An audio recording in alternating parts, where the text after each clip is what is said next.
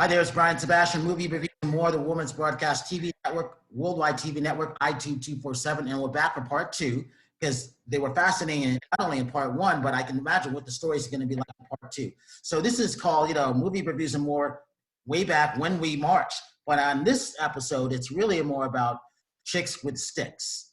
Yes, chicks with sticks. Four girls meeting in 1980 at finals, all marching for the first time, drum line, if you can imagine that. It's not that long ago, but it really was that long ago. So let's start with everybody introducing themselves again. Let's start with Mary this time. Hi, my name is Mary Gromko Murray, and I am a snare drummer who marched and played with Chicks with Sticks and lots of other corps. Yeah. And Giselle. Hi, my name is Giselle Cadieux. I'm from Montreal, Quebec, Canada. I'm part of Chicks with Sticks. I marched Chatelaines, all-girl corps, and I marched Crossmen back in the day. Peggy. I am Peggy Sue Snyder Casey. I live in Illinois, and I marched in the Phantom Regiment and the Chicago Vanguard Senior Corps. And Kelly. And Chicks with Sticks. Hi, my name is Kelly Kubitz, and I marched Drum and Bugle Corps back in the day, Blue Devils in 81 and 82, played snare drum, and then I marched in the Senior Corps from San Francisco, and most recently with a member of or part of the Chicks with Sticks. Let's talk about this. So we were talking about what was it like to go on tour, to be that woman in that snare line to go on tour. What was going on? Was there separation or anything like that? And what was the worst thing as far as when it came to eating? For me, when I was with the New London Surface and Sword Excalibur, we held the record for 38 times going to McDonald's one summer, if you could imagine that. What was your tours like, and what was the food like for you women? Anybody can jump in on that one. Peggy? Me? Okay. Well, we had a food crew, and they almost always cooked for us, and it wasn't it wasn't glamorous food, but I don't remember going to McDonald's ever. Maybe once, because we had volunteers who made food for us. So I don't know. I was never a complainer, so I didn't really think to complain about the food. I don't know. It was fine. Yeah, I think the food was the least of our concern when we marched a snare line.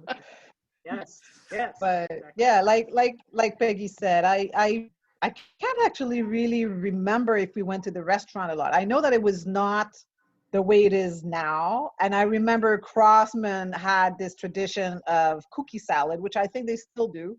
I think the meals were fine. We did have volunteers making meals for us.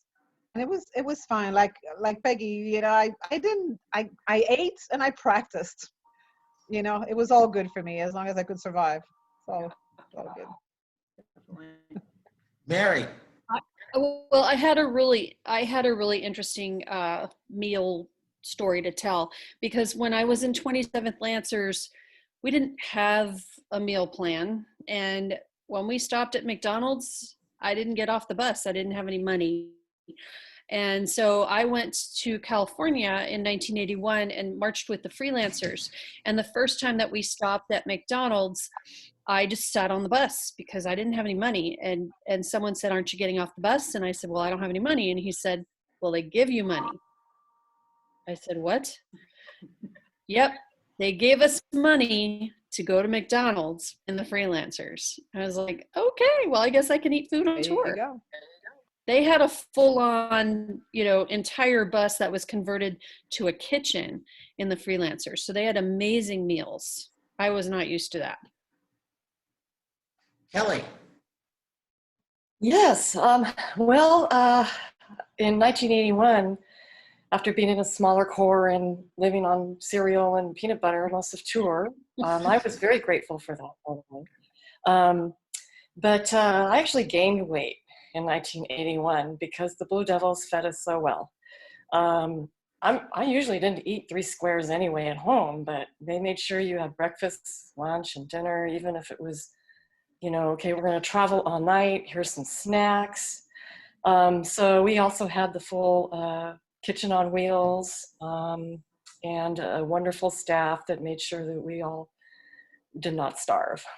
I did have a very unfortunate experience in 1981, and in brief, it was the one time that I remember we stopped at McDonald's. It was because we had a bus breakdown, or the kitchen broke down, the kitchen on wheels. So we stopped at McDonald's and remember we were eating on the bus right before a show. And I think it was the only show I missed because I got so pathetically sick, probably food poisoning. So I spent the whole night in the, one of our staff RVs, vomiting. Wow. What a way to start the season, What do you right? mean? You didn't do that on field? Holy cow. Not on the field. Wow. So, Hey, I'm going to toast to you women for all the stuff that you did being those groundbreakers, because you guys can't have drinks yet, but I can. Oh no, I have tea. that's a lot. But so here's the thing: when you guys were marching, what chorus did you look up to? For me, I remember it was always 1974 Santa Clara, 1973 Kingsman, 75 Madison, 76 Blue Devils. Can I go Mary, first? what was one of your favorite choruses? What you looked up to? Okay, Brian. So I'm going to go first because 3 of the chicks with sticks, myself, Giselle, and Kelly, all wanted more than anything in our souls to march in Santa Clara Vanguard. And every one of us could have played snare in that corps. But because we were girls, we were not allowed. Allowed to audition. Not allowed. Oh, I never knew that. Nope, not at all. Allowed to audition. Not even allowed to audition. There was no way we would have been able to march. And so imagine history being different and the 3 of us being in that drum line, because we would have been in that snare line. All 3 of us would have been in that snare line. There's no way around it. We would have, but we couldn't because we were girls. And that's who I looked up to. That's who I aspired to, but I couldn't be there. Mm-hmm. Mm-hmm. Wow. Peggy, who did you like? Who did you wish you could have marched with back then? Phantom.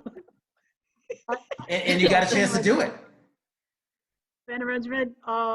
Yeah, I don't know. I was, being so young. I was 15 when I first joined, and then I was also 16 when I played snare. I was really just concerned with taking care of myself. I didn't really look out. In fact, when these gals were all noticing that there were women in the other snare lines, I had no idea, because I was just so concerned with, am I gonna play a ticklish show, So I don't know, had blinders on, I guess. By the way, Brian, Peggy is the organized one of this troop. She's. I already knew that. I knew that as soon as she came on. Just a snare drum there. I already knew.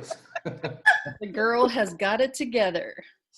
So Giselle and Kelly, if you could have marched with anybody, who were you looking up to at that point before, while you were with the B Corps, before you got into that A Corps? Well, for me, go ahead, Kelly.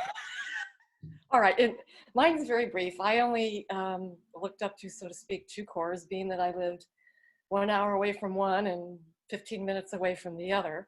So at one time, even though I wasn't looking ahead, where am I going to march one day, I was in awe of the 1976 Blue Devils. I was able to see them, being that I was in one time sharing the same school with them while they were at a camp when I was in the Bell Corps. And this was in 77, but that's when I first saw backsticking and stick tosses and all that fancy stuff.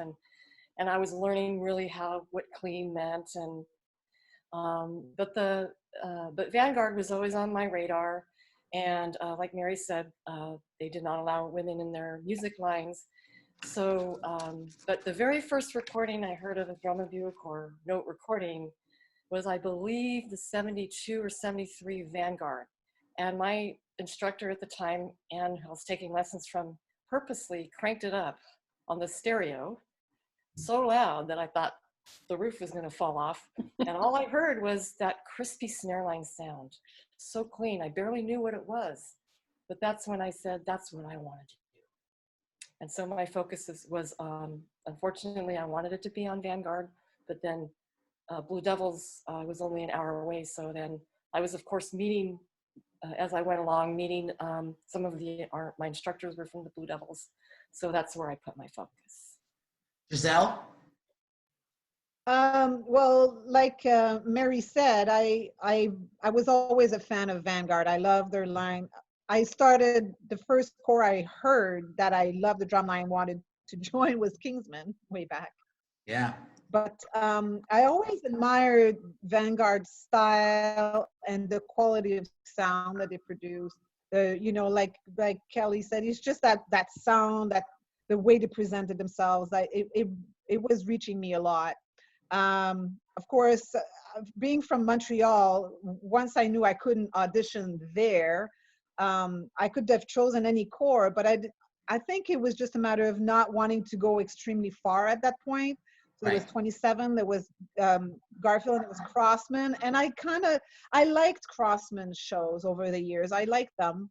And I just decided to go. I wrote them and they were really nice in replying. I said, well, okay, that's it. I'm going to audition for Crossman. And I wanted to put my focus only on one corps. I don't know, had I not made the line, I don't know what I would have done, quite frankly. But I like Crossman's style. And when I got there, it turned out to be a challenge, and I like that. And, you know, I just focused from there. And I'm glad I did, actually. It turned out very well for me because I marched with people that are now very involved in the activity and famous. Tom Annam was my staff. He's big now. Mark Thurston, who's one of the crew that started WGI, I marched with, and he's still very big in the activity. So there are a lot of these people that I marched with that, you know, that taught me a lot and are still my friends this day. So it turned out okay for me. You know, I think life has a way of telling you where to go, in a way, you know. So 1980 comes around, you all make finals. 82. 82. And 82. So going to 80 first, did you guys know 82. 80 or only in 82?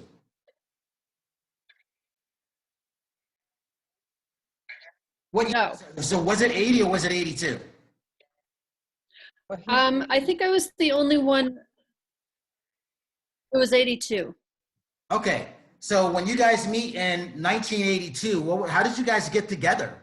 You guys kind of knew of each other though, right? But really hadn't met, right? I knew Mary.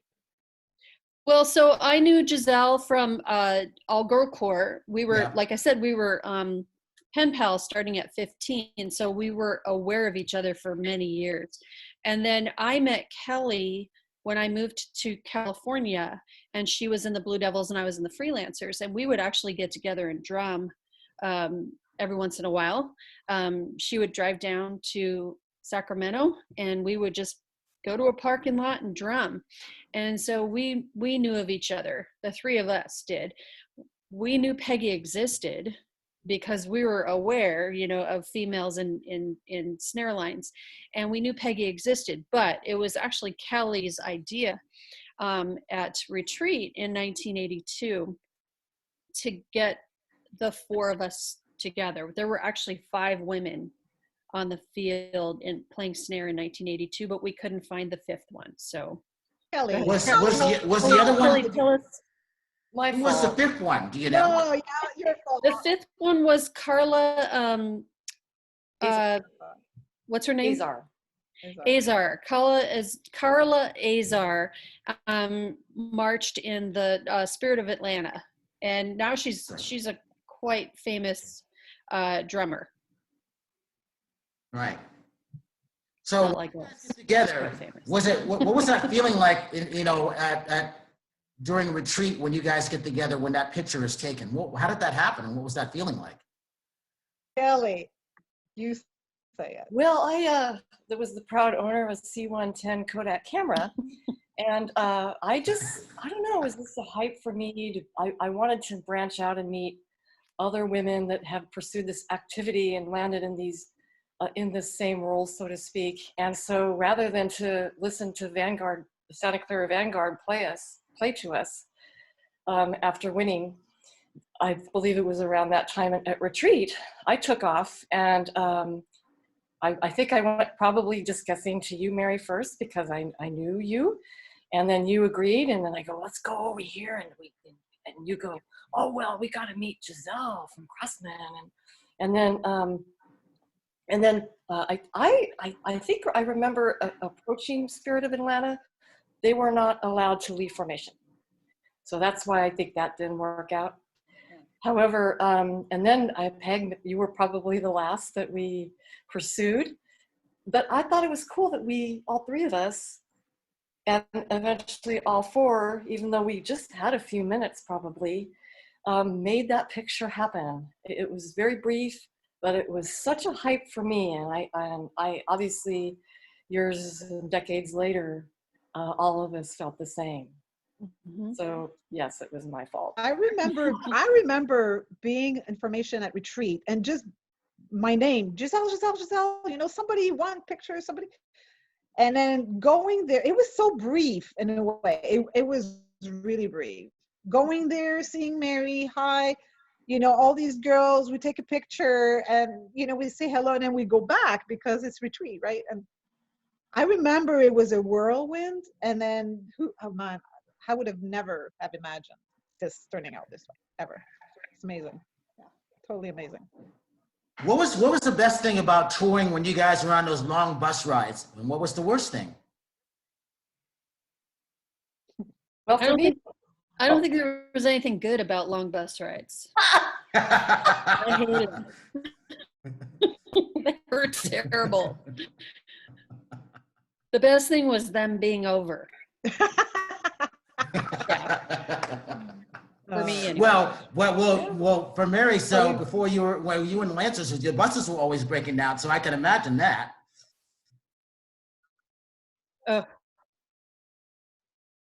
Oh God, we had 127 people usually, 127 people on 2 buses, almost all the time. So we literally had people in the luggage racks. We had people on the floor. We had people sitting on laps. I mean, almost all the time.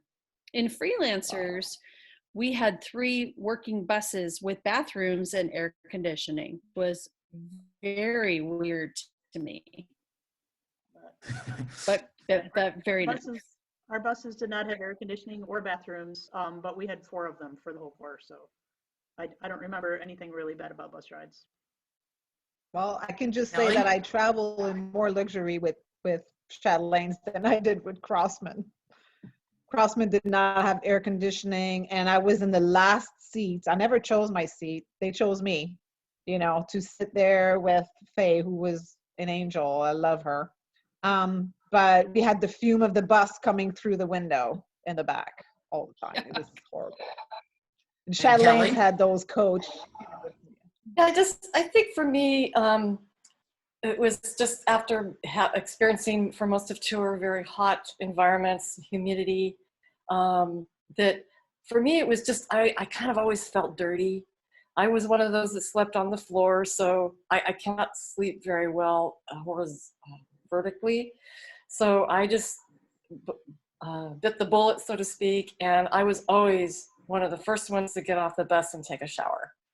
I didn't care if the chaperones were in there. They didn't like that I was in there, but I just didn't like the feeling dirty and dirt on my face and when I wake up because of people crawling over everybody.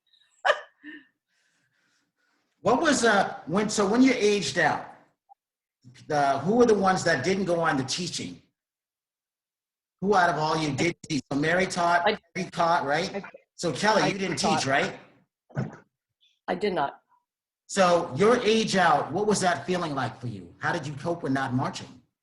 For Kelly? Yeah. It was very difficult for me. I was not ready to age out. In fact, it took several months, but I think nowadays they would define it as depression of sorts. but I think I went through a little depression period. I did some things I normally wouldn't do, like I gave away stuff, and I did have some teaching opportunities, but I felt that because I wasn't a great music reader, that I decided not to teach. Tom Float actually offered me a job to teach the C Corps. Who knows where I would be today if I had taken that job. Right. But I didn't even feel musically prepared to even teach little kids. So I just chose to, I mean, I kept active in drum set drumming and that, but I took it really hard. I would have liked to have another 2 years, 1 or 2 years marching. Giselle? Well, when I aged out, I did teach. Chatelaines had gone co-ed by then, and I taught that line for 2 years. That's where I met my husband, and then I moved to South Africa after that. Got married, moved to South Africa after that. So it was a good way for me to ease off drum corps. And then in South Africa, my husband was a musician. He played with the symphony orchestra there, and I took percussion lessons. So I kind of continued in that way. And then when I had my babies, that's when I stopped until, we came back, and I met a friend who's now a very good friend, who marched Crossman 2 years before me. I had no idea. And the guys in Crossman kept telling me, do you know this guy from Montreal who marched with us 2 years ago? And then so I went in to meet him, and he had just formed a little parade corps, and I started teaching again then in 2009. And that's when I went back into it.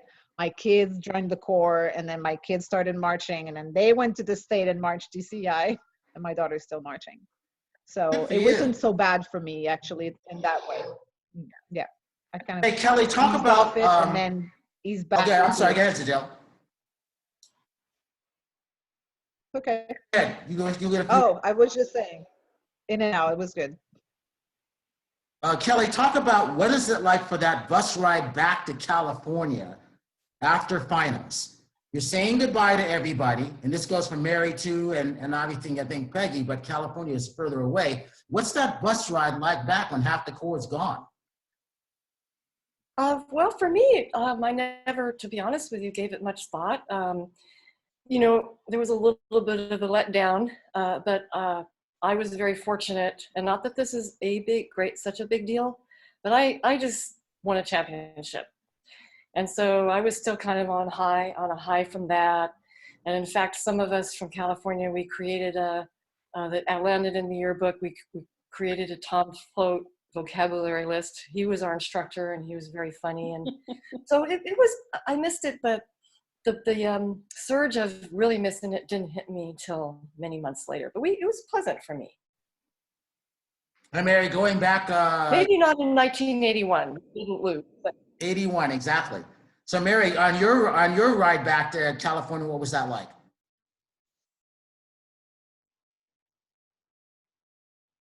Mary? I didn't go back to California after 1982. We were in Montreal, and the corps that I had, yeah. Hello? Yep. Oh. Hi. So the corps that I had taught starting at 17 years old was competing in Montreal in 1982. And so I went home with them on their bus. So I went to Connecticut after Montreal. I didn't go back to California right away. So for me, it was just, a 9-hour bus ride, sleeping and going home. So now we get to when everybody gets together. What year is that, and how everything got together? Talk about that experience. You mean The Chicks with Sticks, reuniting? yes. Well, so what happened was it was 2010, sometime in 2010. My friend Carl Allison, who was my drum major in freelancers, was still is participating in the Freelancer Alumni Corps. And the Freelancer Alumni Corps goes every single year to the DCA championships and competes.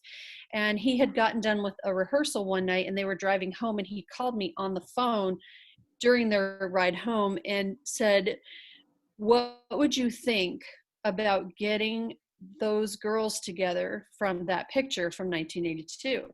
And I just laughed at him. I mean, I just thought, what? How would we do this? Like, I don't even know how in the world that would happen. I didn't even know who Peggy really was. You know, I mean, we just got together that one night, but we didn't really have communication. I knew Giselle and Kelly on Facebook, but I was like, I don't have any idea how to make this happen. But I reached out to Kelly and Giselle, and I said, what do you guys think about this? And they were like, yeah, let's do it. But I said, how do we find Peggy? And I can't remember who can tell me how we found Peggy. Yeah, Giselle. So there was this guy who marched Crossman with me, who went to Phantom the year after. So he knew Peggy. Okay. And I reached out to him, and he's actually the guy who reached out to Peggy. I believe they were probably Facebook friends, and then she contacted me, and I remember Peggy saying, fine, we could, I mean, at first it was a reunion, and then we just, at first, remember, I don't know if you remember, ladies, we just kind of wanted to meet. And then Peggy said, well, I have 5 children. There's no way I'm just going to meet and travel just to meet. We have to be drumming. Wow. She means business. She means, I'm telling you, Brian. Right. She's like, come on, chop, chop, you ladies. Right. Yeah, well, and so then we somehow agreed to this. I don't even know why I agreed to it, but we did. And we got a friend of ours named Vern Johnson to write a piece for us.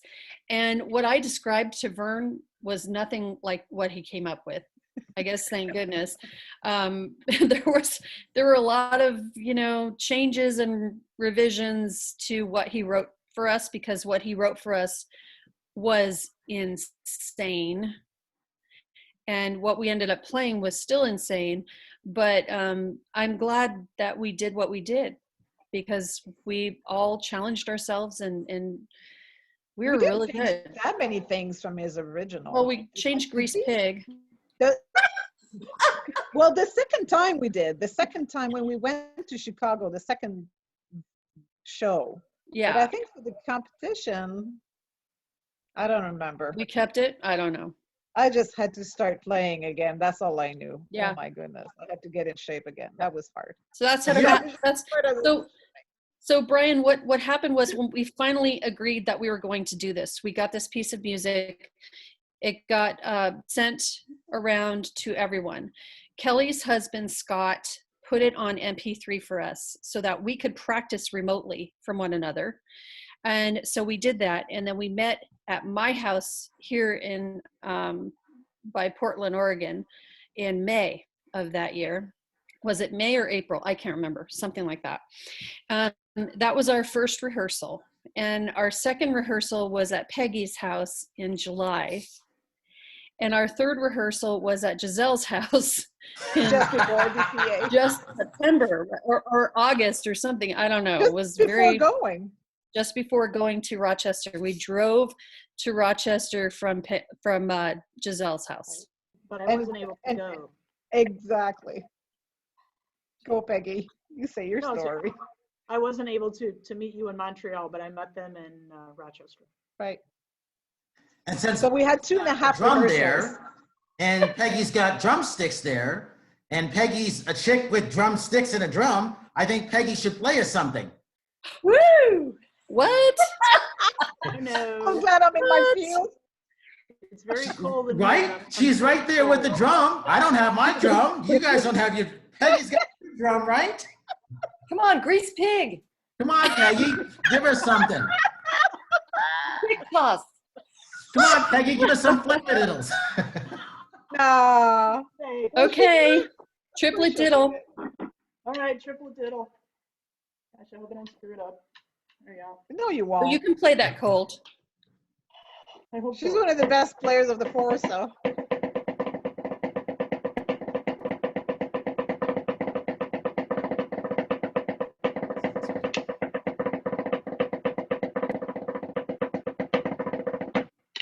Oh Da-da-da-da. my goodness. Woo! There you go. Hey, she still got it. It's like that you know, that challenge on Facebook that the kids have to just go and toss a cold 7. Well, that was it.